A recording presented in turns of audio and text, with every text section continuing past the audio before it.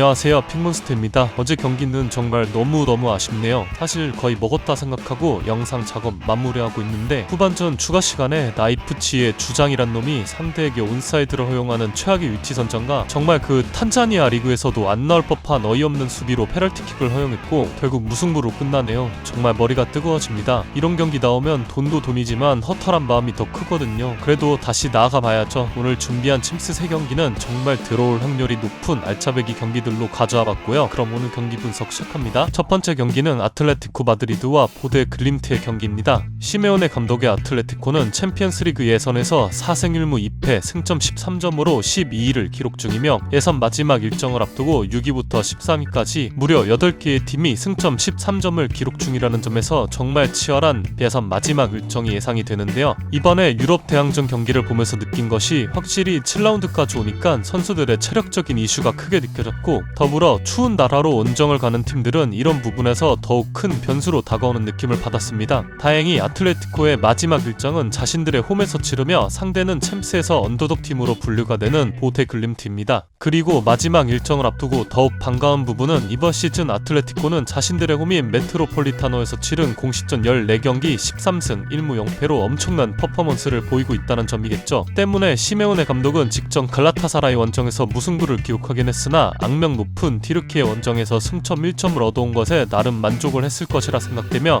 오늘 경기 모든 것을 걸어야 합니다. 노르웨이의 신흥가무 보데 글림트는 직전 자신들의 홈에서 맨체스터 시티를 상대로 무려 3대1 승리를 기록하는 이변을 연출하며 32강 진출희망의 불씨를 살리는 모습이었는데요. 제가 보데 글림트를 설명할 때 B클럽들을 상대로도 전혀 주눅들지 않는 팀이라고 설명했었는데요. 한 감독의 전술 시스템에서 오랜 기간 호흡을 맞췄기 때문에 유럽 대항전에선 언더독 팀임에도 전방 압박 체계나 조직력 부분에서 뛰어난 모습을 보여주는 팀이며 춘추제로 운영되는 노르웨이 리그이기 때문에 확실히 체력적으로도 우위에 있었다고 느껴졌으며 이런 부분들이 종합되어 맨시티를 3대1로 꺾을 수 있었죠. 또한 체력적인 부분뿐만 아니라 맨시티 선수들이 낯선 겨울 노르웨이 기회에도 분명히 영향을 받았을 것이라고 생각합니다. 하지만 오늘 경기는 아틀레티코 마드리드의 홈경기 일정입니다. 보데가 직전 경기 드라마를 쓰긴 했지만 보데의 압박 전술이 시메오네의 팀을 상대로는 크게 강점을 발휘하기 어려울 것이라 생각하며 오히려 시메오네는 이런 부분을 역으로 이용하는 능력이 탁월한 감독입니다. 그리고 아틀레티코가 이 경기에서 승점 3점뿐만 아니라 16강 직행 진출의 변수를 줄이기 위해 득실차 관리에도 어느 정도 신경을 써야 하는 상황이라는 점에서 저는 아틀레티코 마드리드의 마이너스 1.5 핸디캡 승리로 가보겠습니다. 다음은 레버쿠젠과 비아레알의 맞대결입니다. 카스페르 율만 감독의 레버쿠젠은 2승 3무 2패 승점 9점으로 현재 32강 진출이 가능한 리그 20위를 기록 중입니다. 레버쿠젠은 직전 챔스 일정이었던 7라운드 올림피아코스전에서 2대0 패배를 당하며 16강 직행의 꿈이 좌절되었는데요. 이날 경기 레버쿠젠이 경기 내내 주도권을 잡는 모습을 보여주었고 점유율과 슈팅 모두 크게 우세한 모습이었지만 축구 경기에 있어 가장 최악이라고 할 수 있는 실점 타이밍인 경기 시작 초반과 전반전 종료 직전에 코너킥과 역습에 의해 실점하면서 승부를 뒤집을 수 없었습니다. 사실 이 시간대에 실점을 하는 것이 기세면에서 크게 불리해지는데 올림피아코스는 적은 기회 속에서도 이날 기록한 총 2번의 유효 슈팅을 모두 득점으로 연결시키는 집중력을 보여준 반면 레버쿠젠은 기대 득점을 무려 2.6xg 가까이 기록하고도 아쉬운 결정력을 보여주며 단 한 골도 기록하지 못한 채 패배하고 말았죠. 그래도 다행인 것은 오늘 경기 상대가 현재 라리가에서 4위를 기록하고 있는 비아레알이지만 챔스에선 예선 탈락이 확정이 되었다는 점인데요. 마르세리노 감독의 비아레알이 타 시즌에 비해 수비가 안정되고 공격에서도 몰레이로나 뷰캐넌 같은 선수들이 좋은 활약을 보여주며 리그에서 좋은 성적을 기록하고 있었으나 경기력에 비해 많은 승점을 얻어간다는 느낌이 들기는 했었는데 최근 공식전 3연패를 기록하며 주춤하고 있는 모습입니다. 현재 라리가의 리그 테이블을 보면 4위와 5위의 승점 격차가 꽤나 벌어져 있는 상황이고 라리가 4위 비아레알은 챔스에서 예선 탈락이 확정된 상황에 굳이 레버쿠젠 원정에서 무리를 할 이유는 전혀 없다고 생각됩니다. 그리고 이번 일정 이후 3일 뒤 오사수나 원정을 떠난다는 점에서 더더욱 리그 일정에 포커스를 맞춰야 되는 상황이죠. 레버쿠젠 역시 최근 공식전 3연패로 좋지 않은 흐름이었으나 직전 브레멘과의 일정에서 무실점 승리를 기록했다는 점은 고무적이고 최근 골문 앞에서 불운했던 모습들을 오늘 경기에서 떨쳐낼 수 있기를 바라보며 레버쿠젠의 승리로 가보겠습니다. 마지막 경기는 위니옹과 아탈란타의 경기입니다. 벨기에 리그 소속의 위니옹은 예선에서 2승 0무 5패 승점 6점을 기록 중이며 마지막 일정에서 승리를 기록할 시 32강 진출 가능성이 희미하게 남아있는 상황이며 무승부는 의미가 없습니다. 또한 현재 득실차가 마이너스 10인 상황 상황이기 때문에 사실상 승리한다고 한들 득실차에서 다른 팀들에게 밀릴 가능성이 크다고 보여집니다. 같은 리그팀인 클럽 브리에는 챔피언스 리그 토너먼트에도 자주 진출하는 등 이변을 일으키는 모습을 보여주는 반면 위니옹의 경우 유럽 당진 역사가 짧고 경험이 부족한 팀이라는 점에서 크게 힘을 쓰지 못하고 있는 모습인데요. 또한 실리적인 전술을 보이지만 막산 수비는 지금까지 리그에서 가장 많은 5번의 페널티킥을 허용했을 정도로 엉망이며 지난 홈에서 치른 3경기에서 11실점을 기록하며 모두 패배했습니다. 아탈란타는 지난 7라운드 홈에서 치른 빌바오와의 일정에서 2대3 펠레스코 역전패를 허용하게 되었는데요. 이날 경기가 정말 아탈란타에게 나쁜 의미로 역대급 경기였던 것이 경기를 아탈란타가 크게 주도하는 경기 양상이었고 전반전 스카마카의 선제골과 상대의 슈팅을 한 개로 묶으며 무난하게 아탈란타가 승리하는 흐름으로 보였지만 후반전 구르제타의 동점골을 시작으로 이후 빌바오의 용병술이 척충하며 통안의 역전패를 기록합니다. 물론 아탈란타로선 억울할 수 있었던 경기였다고는 생각하는 것이 빌바오가 이날 90분 동안 기록한 총 슈팅이 4번이었는데 그중 3번이 득점으로 연결이 되었다는 점이죠. 고무적인 건 이 경기로 인해 멘탈이 흔들릴 수 있었던 아탈란타라고 생각이 들었지만 바로 다음 일정에서 파르마를 상대로 4대0 대승을 기록하고 보양을 제대로 먹고 위니옹 원정을 떠납니다. 아탈란타는 승점 13점으로 유력한 16강 진출 후보이며 지난 시즌도 승점 16점 이상을 기록했던 팀들이 모두 16강에 직행했었습니다. 더군다나 아탈란타가 지난 시즌 승점 15점으로 득실차 관리를 플러스 14로 매우 잘했음에도 그 승점 1점 차이 때문에 32강으로 가서 클럽 브리에에게 깜짝 탈락을 기록하게 되었죠. 32강이냐 16강이냐는 일정이 2경기가 차이가 나기 때문에 매우 중요하다고 볼 수 있습니다. 아탈란타가 그 실수를 다시 반복하지 않기를 바라보며 아탈란타의 승리를 추천드립니다.